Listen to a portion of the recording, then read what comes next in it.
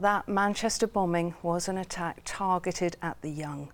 Hundreds were injured, hundreds more suffered psychological trauma. 2 years on, we wanted to hear from those people and find out how and if their lives have changed. Do they worry about another attack? Have they ever witnessed racial abuse? Our reporter Hassan Mahmood started by asking 18-year-old Aliza about her experiences.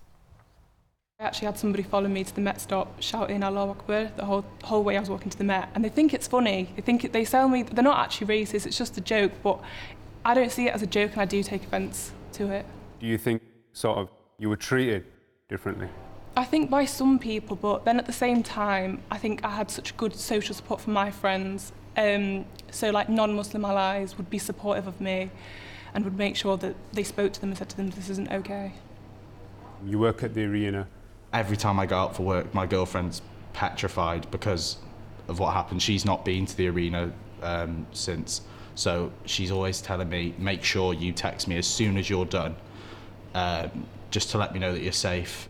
I've experienced a lot of problems after that incident, especially when I'm travelling alone. People would look at me in a different way, and I've heard people saying, oh, why is he hiding in there, knowing I could hear them. It's mainly the old people, I think, because they don't really communicate with, as we go to colleges, we communicate with other people. If a train's busy or if a train station is busy, for example, then I think, how can I get out, or what if something happened? And it's not nice that we're in that situation now, but I think it's just sort of happened, really. What makes you uncomfortable, being on trains? For instance, I was on a train a couple of weeks ago and I was on my own and I needed to go to the toilet and I had a bag with me and I didn't want to leave the bag unattended, but I didn't want to take my bag into the toilet as well, because I know that if I saw someone do that, then I might not necessarily think they were going to do anything wrong, but I'd think, why are they leaving that bag, why are they taking that bag into the toilet? And it's a lose-lose situation with it, really. Luke, you were there at the bombing. We just started to walk out, and then we heard a big massive bang.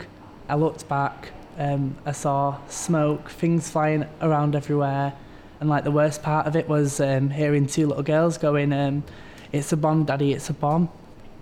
It broke me. The fire alarm went off during my maths exam. I had a huge panic attack. I couldn't breathe. I went blurry. Everything went blurry.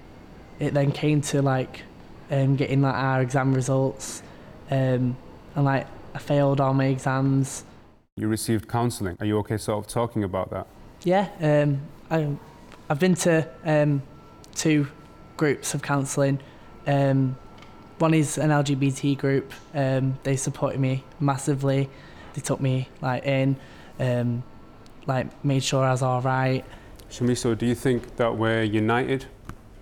Do you think we need to be more united? I think we are more united, but there's still kind of a long way to go, because there are still some people who, especially since the bombing has happened, who kind of those immigrants or those Muslim people, or and it's really evident that they don't know anything. They don't have a clue that Islam has nothing to do with the kind of people who were behind the terrorist attacks.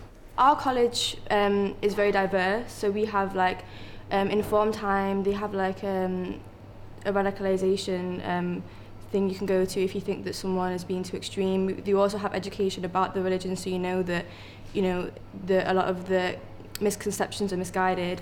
You feel like everyone's just got so much stronger together, and you see these things everywhere on the buses, buildings and everything, just the support they're giving to the people that were actually affected by it. It just made me feel proud to be Mancunian. And there's more of that debate with Hassan on our website, and if you've been affected by any of the issues raised there, you can find advice and support on our website too. That's at itv.com/Granada.